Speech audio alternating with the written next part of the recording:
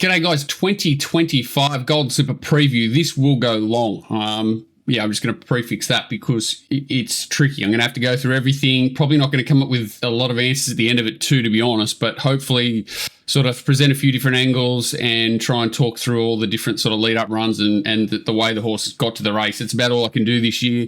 I'll try and break it down sort of runner to runner. So you can skip ahead to any horse that you may be interested in particular rather than have to sit through them all. But I will go top to bottom. So first horse off the bat is RIVELLINO. It comes through the Inglis Millennium, so we'll head there first, which is 2 runs back. Also in that race is Within the Law, and a special mention to Afterburners, who I'll point out is also in this race. Went to the Gold Coast and was dominant after sort of sitting wide in a, probably a lesser race than this, but it's still $500,000 race up on the Gold Coast. So here we go. This race was run at an even tempo with an even sort of race quality. So the thing about RIVELLINO is tricky to line up. But, you can't do anything but win, which is what it's done every start. So RIVELLINO's in the red sort of to the outside here. That's Afterburners in the orange to its direct inside. I believe Within the Laws directly to its outside. And, yeah, they're the only ones in this race. So doesn't have a whole lot of early speed, which is going to be an issue you'd have to imagine in the slipper potentially, especially with quite a bit of pressure. But does have Hugh Bowman aboard, who is potentially the best inside gate jockey rider I've maybe ever seen. He's just so patient, knows when to go, sort of knows when to hold him, knows when to fold him. This is RIVELLINO sort of coming up wide here. So ends up in not too bad a position, really, considering where he was early in the race and the gate and everything that sort of went. And then Within the Laws on its back coming to the outside. So this is RIVELLINO coming to the outside Within the Law. Afterburners has just had no luck and back towards the inside there. Comes along well, but not a real concern about it here. But yeah, so here comes RIVELLINO down the outside. This is 1,100 metres. The main thing is they both find the line. Looking at this race in general, there's, not big gaps in the field. Usually the form's potentially not that great, but I think this is a decent addition. And this year, obviously, we're seeing there's not a lot between a lot of these 2-year-olds. So as a sort of setup run, both these runners have had a run since. This was definitely solid. They both find the line. The time's okay, off an even tempo. So there's not much more you can ask, sort of line find winners. Then RIVELLINO went to the Skyline Stakes off the back of this, ran into SKYHOOK, Quietly Arrogant. They're the runners in this race. So this is where it splits him with Within the Law. But this is the Skyline Stakes.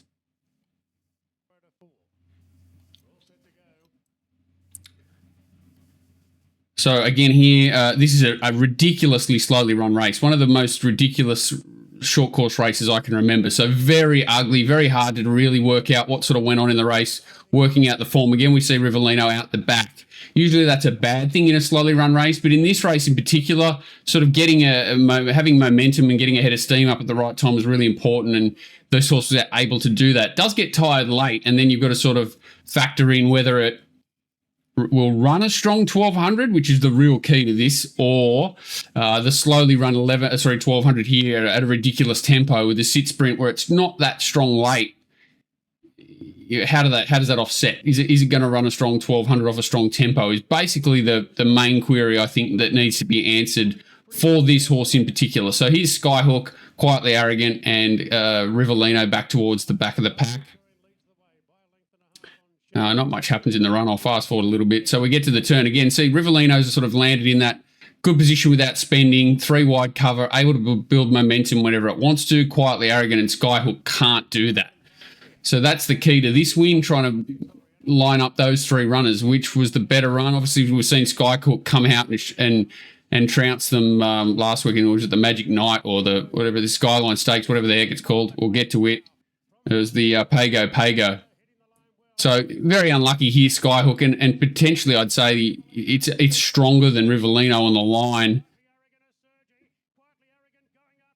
Well, it definitely is. And Quietly Arrogant's a little bit unlucky in the middle too. So was this horse flattered by the way the race was run, even though it's a back marker in a slow tempo, which can be sort of seen as the worst place to be a lot of the time. But if you've got uninterrupted run, able to build momentum when you want it, and you've got to turn a foot, sometimes, you know, being back is actually a blessing, which it potentially was here. You know, I would argue that SKYHOOK was a better run. You know, it's got a different setup. We'll get to it soon. But I'd say it was a better run. And I'd nearly say that Quietly Arrogant was, you know, an on-par run with it as well. If it was a little bit stronger to the line, I'd be much more confident in its chances here. But what it does have is a good turn of foot, an inside draw, Hugh Bowman, and a great setup at a unbeaten horse. So, you know, you can't be too heavily against it. It's $12 as well, too. So, you know, it's not as if this horse is hard in the market, which is strange for an unbeaten colt going into the race. But, yeah, that's Rivellino. A lot of these early runners were sort of covering multiple runners at the same time, or their runs, and then sort of glaze over them a bit. So hopefully, you know, that took a bit longer than normal. But next runner is Devil Knight, the Blue Diamond, Black Opal. There are just too many of these races at winner. So first starting a race, sat behind field of play, was a really good debut, every chance. Again, so it drew 1 on debut, drew 2 in the Blue Diamond, where it was a controlled speed, which is usual, you know, unusual for a big grand final 2-year-old race. But what we see is what we get. So this is it back towards the inside here. Other runners in this race that are in the race on Saturday, Devil Knight, Tenterus, which is the Todman winner, is obviously not in the race on Saturday, but comes out of this race. This is him here. That's Tempted in the other Godolphin colour. So blue cap, Tenterus, white cap, Tempted. So they came out and won the Todman and the, what did they win? The Riesling off the back of this. And also, who came out of this race and ran well was TYCOON Star, came out and ran well also. So this form has really stood up in Sydney since. And it looked a bit smelly at the time. Looked like the fencing run was a good place to be. So it looked like that Devil Knight really had a nice run, even though sort of outside leads are not easy. Second start in a race, winning a Blue Diamond is a huge performance. So 21 days off, I think it is, since then, or 21 days since then. Has to now come to Sydney, off a grand final. Again, in a really not rushed prep, but it's still in its first preparation. So not easy for a horse to sort of come through a grand final, back it up and do it again. But, you know, nothing, all you could say with this win is it's just an absolute professional, solid win. I think it's, you know, from a ratings perspective, the highest rating coming into this race of any runner. So you have to take that into account somewhat for sure. Tempted in the white cap back here. This is Tenterus and TYCOON Stars back wide with cover. So I will have a look at their runs here and talk about them at the same time, because I think they're all important. So what I think we learnt since this race, we haven't seen Devil Knight since, but Tenterus goes through its gears. So it's a horse that doesn't get to its top quickly. We saw what it did in the Todman its next start. Once it got to the outside, it took a long time to wind up, or a fair bit of time to wind up. But once it hit its top, it really maintained it and ran through the line. And we've seen Tempted round up the runners in the Riesling from the back. So thinking of that and thinking of the TYCOON Star again, did what he did here. I'll have a look at it in isolation. But yeah, so puts the leader away, which is a good thing. And then he's able to hold off this Godolphin runner who came out and ran extremely well in town. TYCOON Star let loose with a great run down the outside, but just peaked on its run. So this is TYCOON Star coming down the outside. You'd say that it's a certainty to beat sort of Tenterus home, but as we sort of said, we've learnt this horse has got gears, can build through it, and I think this horse is much more a short dash and then sort of levels out. Big concern for me, TYCOON Star running a strong 1,200 metres. We'll see it's running Sydney, and I'll sort of back it up why I think that's the case. Tempted, obviously, just a complete forgive here, and came out in Sydney and proved this form and its form to be well and truly strong enough for a gold slipper. So, yeah, I think this is good form. Where this horse gets to in the run's a little bit tricky. Mick D doesn't ride in Sydney a lot. Yeah, that's here nor there. Obviously, he's a proven big race jockey these days. But I do think the horse is up against it from a history's perspective. It's difficult to do all this in your first prep, first to second start, and then second start 3 weeks later to win a golden slipper. But it is a weird year. This horse has got an engine. It's adaptable by the looks of it. You know, I think it needs a bit to go its way, but certainly not saying it can't win. North England, another horse that's had a little bit of a tricky setup. So there's, again, old school thinking, but I do believe that horses that have had preparation under their belt, a true preparation, especially 2-year-olds, huge advantage going into second preparation over horses that are doing it all for the first time. So this horse has done that, came out and won the Golden Gift last prep. I'll look at that quickly. So this is North England. Typical Gay Waterhouse, just professional horse. So in the China Horse Club colours. Leads here in, you know, a solid tempo and holds off sort of west of Swindon. And I think it's another horse that ran in the Excavator or something like that down the outside here. So this west of Swindon Excavator. So leads, puts a gap on him and just holds on. Typical Gay Waterhouse runner, typical Gay Waterhouse win. 2 trials, was supposed to run in the Todman, didn't get there, was held up for, sorry, did run in the Todman, was supposed to run 2 weeks earlier, didn't make it to that race. So had a slight setback, came out, I think trialled again instead, and then I sort of had a gallop, a race day gallop in between, and then resumed in the Todman Stakes. So this is an important race from a lead-up perspective. Quite obviously, we've got in this race Tenterus, who doesn't run in the slipper, but is the winner. Wodeton's in this race, TYCOON Star's in this race, North England's in this race, and is it BEIWACHT or whatever you want to call it, BEIWACHT, is in this race as well. So North England, this is MARHOONA or something. He drives, and BEIWACHT drive North England mad here. They don't overly go quick. It's just more of an absolute nuisance job, and I think North England race is quite fresh too. This is Tenterus going back in the run. And we've also got TYCOON Star, who lands in a perfect position on the back of Wodeton. So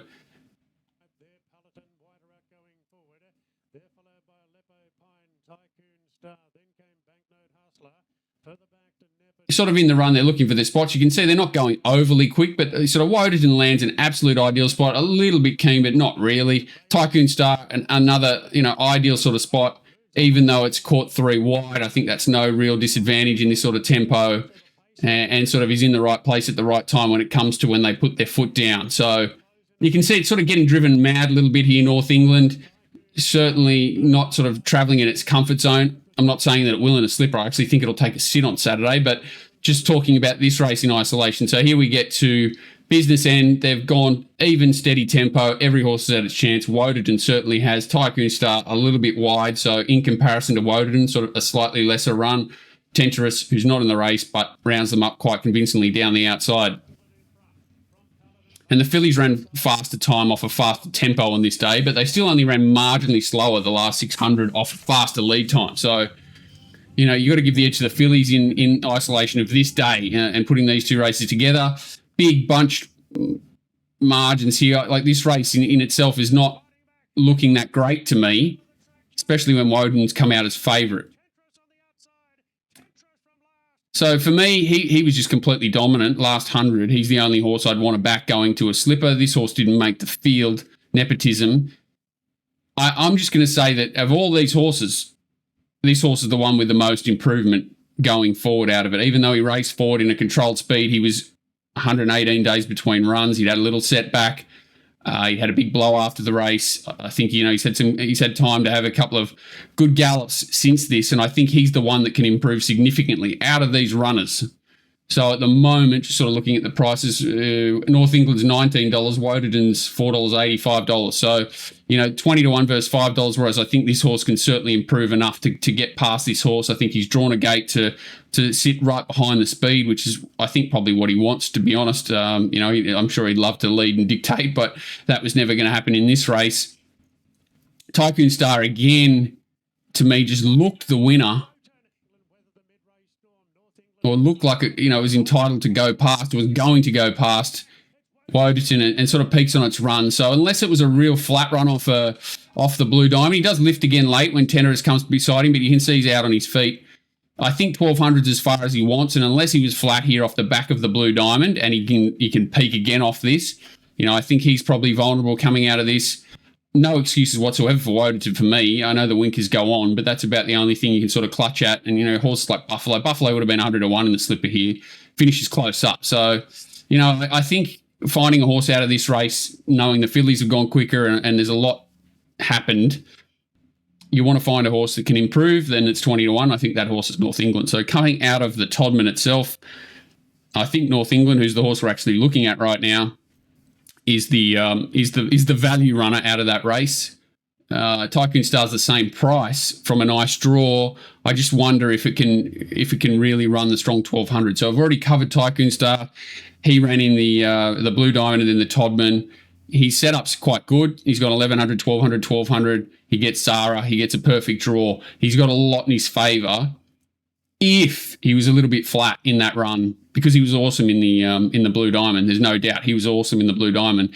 If he was a little bit flat in that run, he's dangerous here. He's 20 to 1. I'm definitely not turning anyone off him that likes him at 20 to 1. My question mark is just a strong 1200.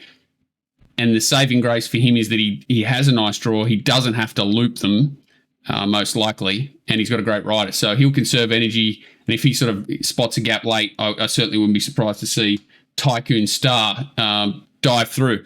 Next runner, West of Swindon. So West of Swindon's running the... What did it run in? It ran in the gift against North England and then resumed in the Silver Slipper, right? Yeah, so resumed in the Silver Slipper against BEIWACHT or BEIWACHT. I don't know. I'll listen to what Flindell calls this horse because I'm not really sure what it's called. Either way, two solid performances. It's trialled since. Sort of had a clean-out trial since.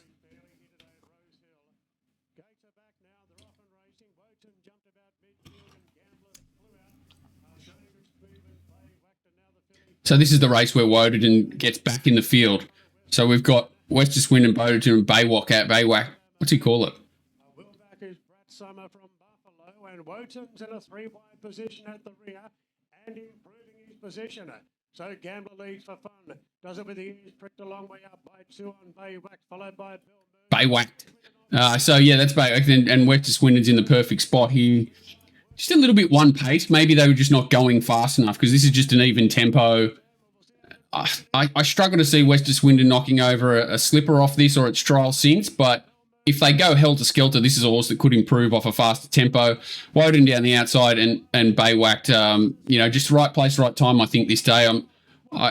He came out and was very green last start and sort of sat wide, and we'll have a look at that run soon. But, well, I've already looked at it. Sorry, he was in the Todman when he was sitting three wide outside of North England and those runners. It was an excused run, but I think he's an ex-prep horse, BEIWACHT, who put it all together in this race here in the Silver Slipper and then sort of lost the plot a little bit in the Todman. And I think, from 17, he's got a big job to win a gold slipper. So he's the next horse we're going to look at, but I'll cover him now. I think this was his absolute everything could possibly go right day.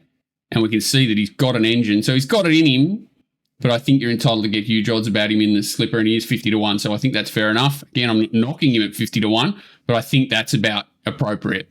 West of Swindon, it is 25, 30 to 1 is the best price around. I think that's fair enough too. I think this horse needs to improve.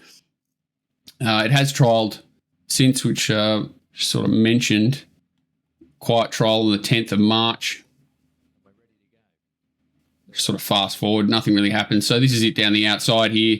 In the better ground in a 1,000-metre trial. You expect horses that are sort of mid-preparation to trial well, and he does that. A horse heading into the slipper, he does everything you want to see. He picks up nicely when he's given a squeeze and time's slow coming home. Nothing to write home about there, but nothing negative. Getting up to 1,200 metres looks fine. Fast tempo looks fine. He can improve, but does need to. West of Swindon, we've already covered BEIWACHT. I think he's an ex-prep horse and he's 50 to 1. I think that's justified here from 16 gate where he's likely going to be set a big task. SKYHOOK, here's a horse that's very, very interesting. So on debut, pretty good. Beaten by Shaggy and Comedy. Shaggy went like a rocket that day. And then that was his only first start in a race. Went to the insert name here, Skyline. We've already looked at that race and was narrowly beaten. I'd argue to say that he was certainly beaten there. Karen McAvoy came out after this win in the Pago and said, I just wish I had have done this in the Silver Slipper. No, what race was it in? In the Skyline Stakes. Giving him a dig and really taking control of the race and owned it. And, I think I would have got the result there. So I tend to agree with him. So SKYHOOK's the only runner in this race. He had a bit of an issue at the races before. I think he got a sort of an abrasion or whatever. He's past fit to run. Whether that got him worked up, whether just everything sort of got to him on the day, whether he was a little bit fresh, whether they sort of backed off him knowing that they had to back up into this week if he got through this run, which I think is a big possibility. Either way, this horse, there's two ways to look at it.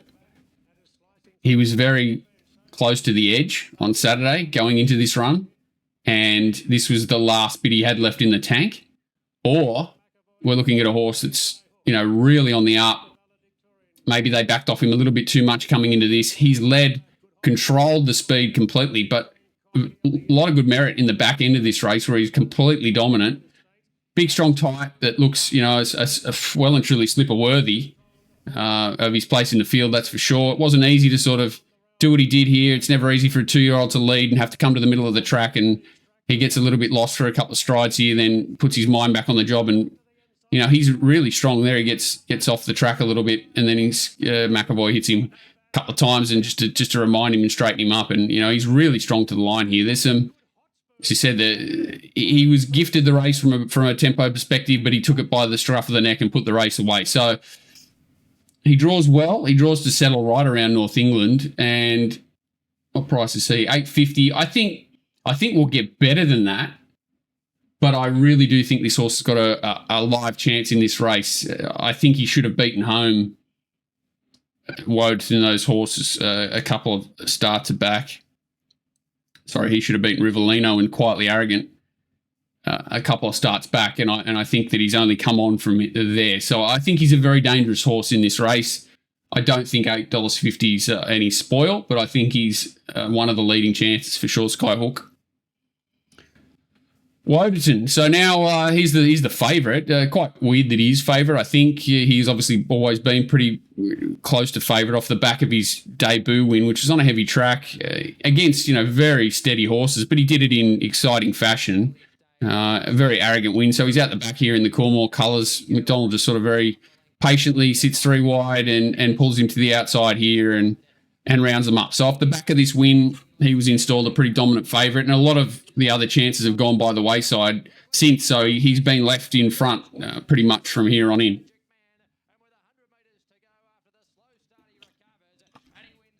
But he ran time here, good rating, all that sort of stuff.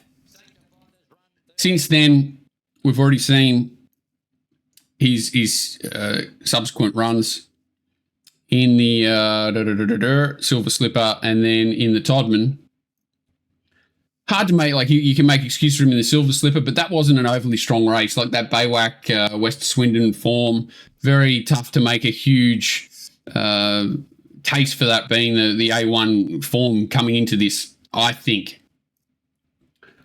Beaten there, then last start, just the absolute best run you've ever seen. I understand Waller came out and said, I'm just getting it ready for the Slipper. If he gets in, if he gets in. If he doesn't, he doesn't.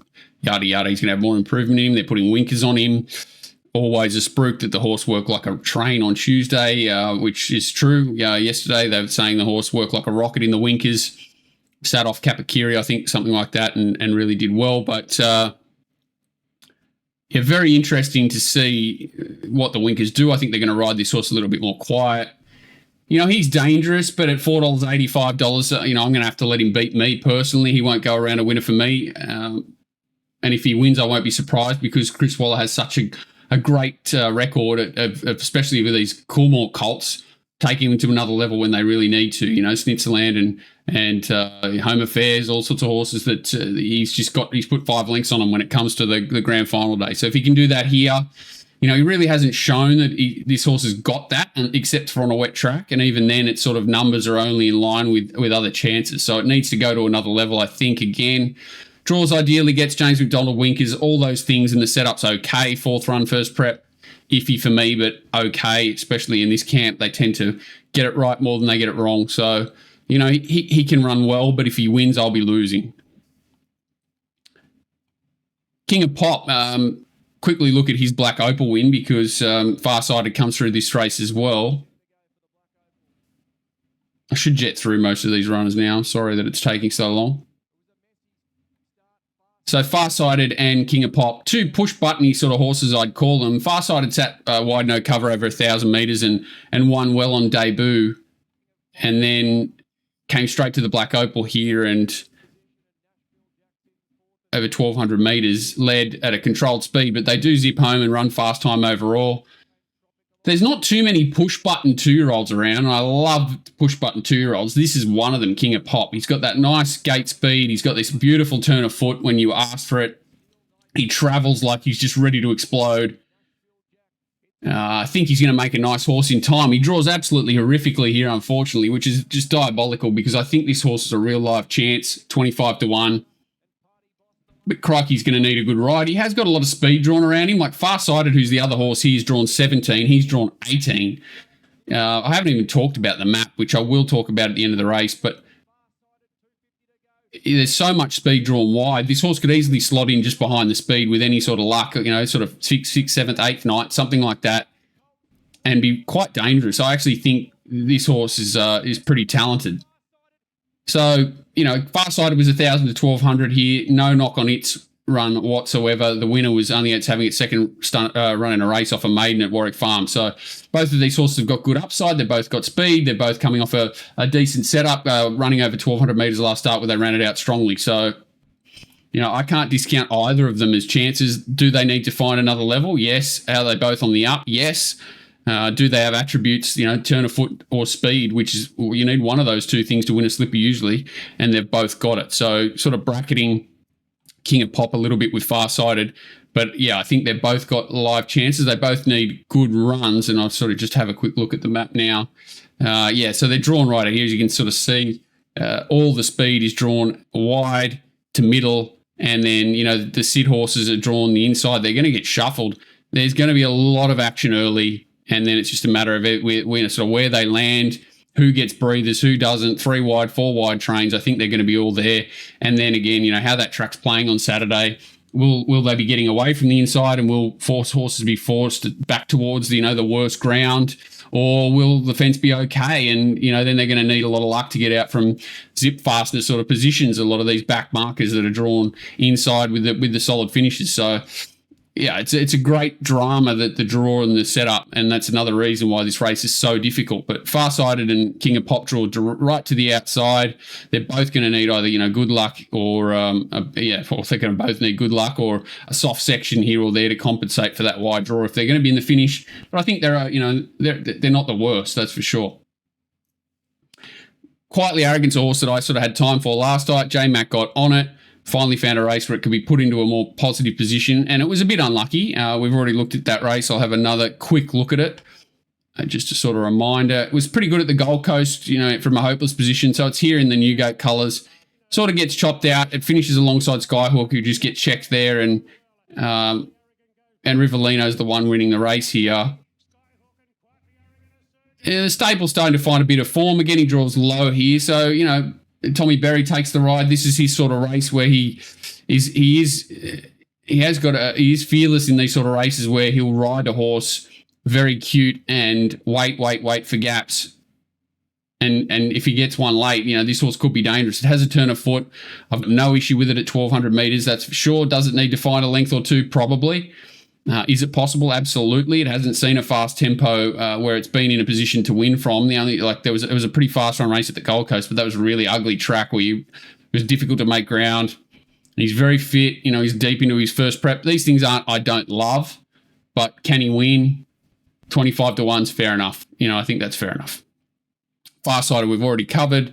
Good solid win on debut. Then at second to King of Pop. Draws the outside gate, needs a lot of luck. Within the laws, a horse we certainly should look at here. So its lead-up run comes through the Sweet Embrace. So this is the first of the fillies. Another important point. I've always thought this horse was a colt, so shows you how much I've been paying attention to some of these races. But, yeah, so she's a really solid filly. We've seen her to Rivellino, a close-up second. She won her first 2 starts, one down the straight at Flemington. So she's been in 2,000-metre races at Flemington and Randwick. She's been around the bush. And she's done a lot of travel, a lot of seasoning, which is great. She's had 2 preps, another thing I've sort of said, but it's only a short break, not like North England, 56-day break between runs with the trial. And then this is last start in the Sweet Embrace, where they did run along, and there's not strong merit in the second half of the race, but there is some merit. It's not horrible, and the time overall is solid. So That was within the law, sort of getting checked out of the gates there. He just gets absolutely squashed. So there's a positive that she can overcome that sort of adversity. BELLAZAINE, who we'll have a look at certainly in a minute, is up the front. So BELLAZAINE was 1,000 metres to 1,200 metres this day. Like I said, they sort of set a solid tempo. BELLAZAINE, we're talking about, it's very hard to do what this horse did, had to get off the inside and get to the middle of the track. Within the law comes down the outside here. This form's, I don't think, the strongest in the world. Artistic Ventures looked okay out of it. I don't think it's, again, A1 form. I think Tempted's form's better than this form. But look at her find the line. The stable just continues to win. I see they just trained another winner at Wyong while I was filming this. First starter, they just continue to go for strength for strength. BELLAZAINE looked like she definitely peaked on the run, going 1,000 to 1,200 and having to do all the work up front late. So I don't think there's much between these two horses. When it comes to a slipper, we've got BELLAZAINE drawn 15 and Within the Law drawn 13. Within the Law is obviously going to be given a much more conservative ride. Jay Collett loves riding horses that way. Probably be in the second half of the field, you'd imagine. BELLAZAINE will be up the front. So, you know, again, I don't think there'll be much between them at the end of the race. Can they both win? Yes. Do they need favours? I would say so. I'd say they both need favours. BELLAZAINE needs a soft section, probably right up the front of the pack there at some point. She's going to be vulnerable late because there's going to be so many Apaches coming at her from everywhere. So, yeah, she's the one that they're all going to be coming after, and this horse is going to be one of the horses coming after her. I probably slight lean to Within the Law simply because there's a strong likelihood for strong tempo here, and Within the Law is going to be drawn back wide. He's going to be in that card up line, get to the outside and be running on and can run a strong 1,200 metres out. So it ticks a lot of boxes Within the Law. Tempted, we've actually looked at every other run except for Tempted's win here, and this is the Riesling Stakes. So this is the last important replay, unless I've missed one. So we've already seen her. This is her at Rose Hill, where she was just diabolically unlucky the day Tim rode her, and the fence was on fire here. So Tim had to ride her a little bit unorthodox. He's drawn the widest. He drops her straight out, which I know is against every fibre of Tim's being, and tries to find the fence, which he does. And then this is off an even tempo. So this is the playwright who's got decent form all through its prep. This is Tempted back towards the inside. He just gets held up by one of the Waller runners who's sort of rolling back, doesn't see Tim there, and that's enough to really put her off. You can see how quickly she quickens once she finds room to move, gets a gap, and then, you know, once she gets off the heels of the leader, she's definitely a certainty beaten here. Just continues to find the line, real line chase. It looked like she was out on her feet, sort of 100, 200 out, and continually finds the line. She went to the Blue Diamond after that, ran very well with no luck, no one's fault there. And then this is the Riesling Stakes. So off the back of a fast tempo, but they run fast time overall, and this is the day where they ran fast time in comparison to the Colt. So again, she lacks speed. She's drawn one here. She's got Blake Shin, one of my favourite jockeys. He's excellent at having them a pair or two closer without having to make them work or over race. But I don't think that's going to work really for this filly, especially in the makeup of this race. She's going to need luck, but she's going to be bloody strong if she gets it. So this is MARHOONA, the only other runner in the race. She won a decent race on debut. That form's turned out all right. I think Dreamside came out of that race and ran well last week. Back towards the inside here, which is ideal. Gets the best run you've ever seen, MARHOONA, where this is Tempted coming from the back, had to circle the field. What I like about her is she does everything quite quickly. So even though she's a back marker, she's got a really strong turn of foot that she can maintain. So, yeah, I think she's the horse to beat in the slipper. I'm definitely not going to hide that. I think, you know, she's only $6, something like that. She's close enough to favourite, but I think she's deserved. She gets the filly's claim. The things against her, the inside draw, a little bit tricky, and she's sort of fifth run into a prep. She had a 45-day break between her first and second run with a trial. Since then, she's gone down to Melbourne for a grand final, come back up and won that race. But she has improved every start, and that was her best run, clearly. She ran the fastest 400 of the 200 of the day there. Another really important section for a Golden Slipper, 400 to 200. If you're within striking distance of the 400 and you can put a fast of the day, 4 to 200 together, you're going to be close to the finish. You're going to be close in the finish. So if Shin can pinch ground up the inside, 400 to the 200, use the turn of foot. If he's got clean air, all a lot of ifs, this horse is going to be very, very hard to stop, I think. Marhoona's only gone down narrowly there. It was only second start in a race. Draws ideally again, I believe, in 6. Got Damian Lane, so not too many negatives there. She's only $12 in the race. I think that's fair enough, and I think the difference in price is well and truly fair enough too. I think Tempted's the better horse, better preparation. Marhoona's still, sort of only a little bit immature in comparison and definitely doesn't have the depth of form, apart from this run, that Tempted has. But I think Tempted's performance on this day was a little bit more superior than what the margin gives it credit for. So, yeah, I think this is the horse to beat, Tempted. I think the fillies have got it over the colts a little bit, and if she has even luck or any sort of even luck from the inside draw, I think she's going to run very, very well. We've covered Marhoona there. We've already covered BELLAZAINE. She did win first up over 1,000, beating BEIWACHT, who came out and ran well, and Extractor, who came out and ran well. And I think there was another horse in that race. It was Algorithmic, sort of hasn't had a lot of luck either. She went up against Tempted. Sorry, she went up against Within the Law, which we just watched.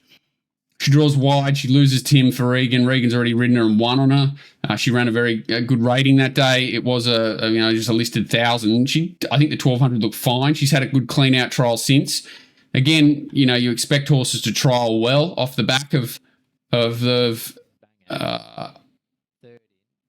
Sorry, we'll go to where she sort of just gets asked for a squeeze. She sits outside the lead here and gets asked late and sort of puts them away. Again, not asked to do a hell of a lot. I didn't think she trialled like a rocket, but I thought she trialled well and truly well enough. I don't think she's a super flashy horse. I do think she's an on-pace builder. I think she'll run 1,400 metres.